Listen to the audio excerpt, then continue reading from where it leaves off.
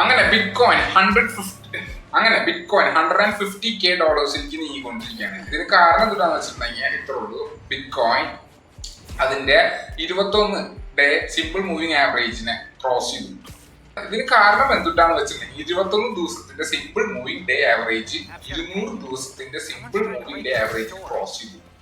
ഇതുകൊണ്ടാണ് നമ്മൾ പറയുന്നത് വെച്ചിട്ടുണ്ടെങ്കിൽ ഒരു ബുള്ളിഷ് പാറ്റേണിലേക്കാണ് നീങ്ങുന്നത്. അതിന്റെ അർത്ഥം എന്ന് വെച്ചിട്ടുണ്ടെങ്കിൽ ഗോൾഡൻ ക്രോസ് ഫോം ചെയ്തു എന്നാ പറയുന്നത് അതിനെ.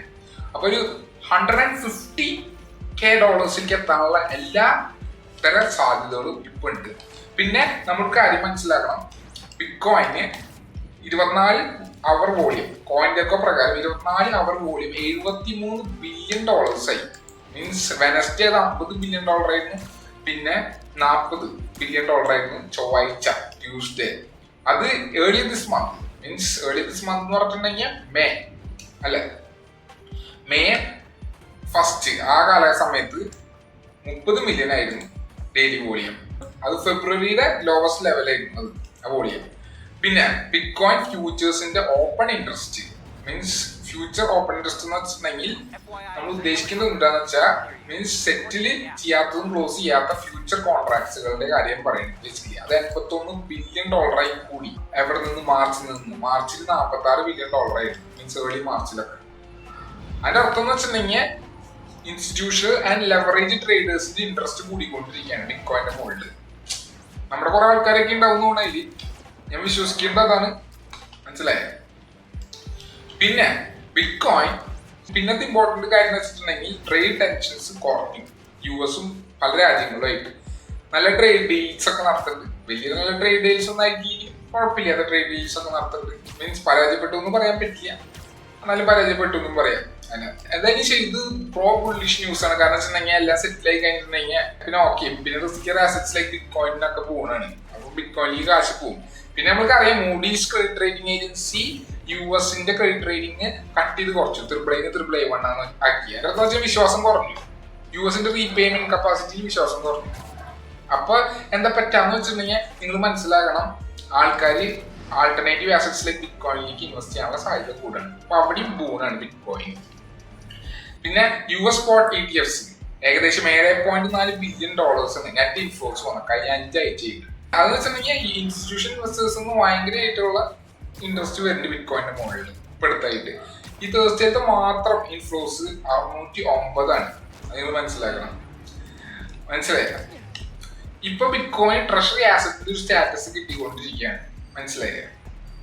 പിന്നെ പല വലിയ പബ്ലിക് കമ്പനീസുകളൊക്കെ ക്രിപ്റ്റോ മീൻസ് ഫ്ലാഗ്ഷിപ്പ് ക്രിപ്റ്റോകൾ ബിറ്റ് കോയിൻ പോലത്തെ ക്രിപ്റ്റോകളൊക്കെ അവരുടെ ബാലൻസ് ഷീറ്റിലേക്ക് എടുത്തു വെക്കുന്നുണ്ട്.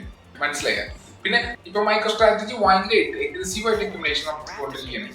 ഏകദേശം നിലവിലുള്ള സർക്കുലേറ്റിംഗ് ബിറ്റ് കോയിന്റെ 2.7% മൈക്രോ സ്ട്രാറ്റജി എടുത്തു വെച്ചിട്ടുണ്ട്. പിന്നെ എന്തുകൊണ്ടൊക്കെയാണ് ബുള്ളിഷ് പാറ്റേൺസ് പറയാൻ കാരണം വെച്ചിട്ടുണ്ടെങ്കിൽ നിലവിലുള്ള പാറ്റേൺസ് വെച്ചിട്ട് പറയുന്നത് ബിറ്റ് കോയിന്റെ 1 day bitcoin USDT chart flip ചെയ്തു 21 എക്സ്പോണൻഷ്യൽ മൂവിങ് ആവറേജിന്. മനസ്സിലായി? ഇതൊരു ബുള്ളിഷ് സൈൻ ആണ്. പാസ്റ്റ് ട്രെൻഡിൽ കണ്ട ഒരു ബുള്ളിഷ് സൈൻ ആണ് ഇത്. ബേസിക്കലി ഇതിപ്പോ ഒരു സപ്പോർട്ട് ആയിട്ടാണ് നിൽക്കുന്നത്. ബേസിക്കലി മുമ്പ് റെസിസ്റ്റൻസ് ആയിരുന്നു. മനസ്സിലായി? ഇപ്പൊ സപ്പോർട്ട് ആയിട്ടാണ് നിലനിൽക്കുന്നത്. അതൊരു ബുള്ളിഷ് സൈൻ ആണ്. പിന്നെ വളരെ ഇമ്പോർട്ടന്റ് ആയിട്ടുള്ള ഒരു ബുള്ളിഷ് സൈൻ ആണ് നമ്മൾ മുമ്പ് പറഞ്ഞത് 50 ദിവസത്തിന്റെ സിമ്പിൾ മൂവിങ് ആവറേജ് 200 ദിവസത്തിന്റെ സിമ്പിൾ മൂവിങ് ആവറേജിനെ ക്രോസ് ചെയ്തു. ഗോൾഡൻ ക്രോസ് ഫോം ചെയ്തു. ഈ ക്രോസ് വളരെ ഇമ്പോർട്ടന്റ് ആണ്. മനസ്സിലായത്? അതുകൊണ്ടൊക്കെയാണ് ബിറ്റ് കോയിൻ ഇനിയും ഭയങ്കര സ്പീഡിൽ കയറാൻ പോകുന്നത്. സ്ട്രേറ്റ് ലൈനിലായിരിക്കില്ല. കാരണം വെച്ചിട്ടുണ്ടെങ്കിൽ പിന്നെ ബിറ്റ് കോയിൻ RSI സ്റ്റാറ്റിക് ഓസിലേറ്ററും ഓവർബോട്ട് അങ്ങനെ ഒരു സിഗ്നൽ തരുന്നുണ്ട്. അത് വെച്ചിട്ടുണ്ടെങ്കിൽ കറക്ഷൻ വരാനുള്ള സാധ്യതയുണ്ട്. അപ്പൊ കുറച്ചും കൂടി കയറിയിട്ട് കറക്ഷൻ ഒക്കെ വന്നിട്ടാണ് 150K വരുള്ളൂ. അത് നിങ്ങൾ മനസ്സിലാക്കണം. മനസ്സിലായോ? പിന്നെ കുറെ ആൾക്കാരൊക്കെ പറയുന്നത് വെച്ചിട്ടുണ്ടെങ്കിൽ ബിറ്റ് കോയിൻ 300K 400K ഒക്കെ എത്തുന്നത് പറയുന്നുണ്ട്. നമ്മളുടെ കാതി വുഡ്സിന്റെ പാർട്ടീസ് ആയിരിക്കും പറയുന്നത്. അങ്ങനത്തെ കുറെ ആൾക്കാരുണ്ട്. തോന്നുന്നത് 150K 200K ഒക്കെ റീസണബിൾ എന്ന് തോന്നി ഈ ബുൾറണ്ട്. അതിനും കൂടുതലൊന്നും കിടക്കാനുള്ള സാധ്യത എന്തായാലും ഇല്ല. എനിക്ക് തോന്നണില്ല. ചിലപ്പോൾ ഉണ്ടാവും ഭാഗ്യം കൊണ്ടൊക്കെ ചിലപ്പോൾ 200K. അതല്ല ഇമ്പോർട്ടന്റ് ആൾ സീസൺ ആണ്. ആൾ സീസൺ കഴിഞ്ഞ് കഴിഞ്ഞാൽ നമ്മുടെ പ്രോജക്റ്റ് കത്തുമ്പോൾ നമ്മൾ കുറെ വിൽക്കണം. വിറ്റ് മാറ്റി സുഖമായിട്ട് ഇരിക്കണം. പിന്നെ നമ്മള് ചിന്തയില്ല. നമ്മൾ മനസ്സിലാക്കണം, നമ്മൾ ഒരു സീയുടെ ഇടയിൽ നിൽക്കുകയാണ്. ബേസിക്കലി മീൻസ് കടലിന്റെ നടുവിൽ. ഇതാണ് നമ്മുടെ ചാൻസ്. മീൻസ് രക്ഷപ്പെടാൻ എന്നൊക്കെ പറയില്ലേ, അതുപോലത്തെ ഒരു അവസ്ഥയാണ് ബേസിക്കലി. മനസ്സിലായത്? പക്ഷെ എന്തായാലും 150K ആണ് പ്രതീക്ഷിക്കുന്നത്. 150K എനിക്ക് ഒപ്പണ് എത്തുന്നു. അത്ര വലിയ മാർക്ക് ക്യാപ്പ് ഒന്നും പ്രതീക്ഷിക്കേണ്ട ആവശ്യമില്ല. 150K എത്താൻ 200K ഒക്കെ എത്തിക്കഴിഞ്ഞിട്ടുണ്ടെങ്കിൽ രക്ഷപ്പെടും. ബേസിക്കലി 200K ഒക്കെ എത്താനുള്ള സാധ്യതയുണ്ട്. അതുകൊണ്ട് കുറച്ച് സമയം എടുക്കും. എന്തായാലും ബിറ്റ്കോയിന്റെ ഇപ്പോഴത്തെ ട്രെൻഡ് അടിപൊളിയാണ്. കാരണം വെച്ചിട്ടുണ്ടെങ്കിൽ 37% ബിറ്റ്കോയിൻ കഴിഞ്ഞ 3 മാസം കൊണ്ട് കയറിയത്. അത് വെച്ചാൽ ഒക്ടോബർ 2024 പാറ്റേൺസ് ഉണ്ട്. പിന്നെ നമ്മൾ മനസ്സിലാക്കണം 4 വർഷത്തെ ബുൾ റണ്ണിന്റെ സൈക്കിൾ. ഇതാണ് cycle. Greatest bull run off all time.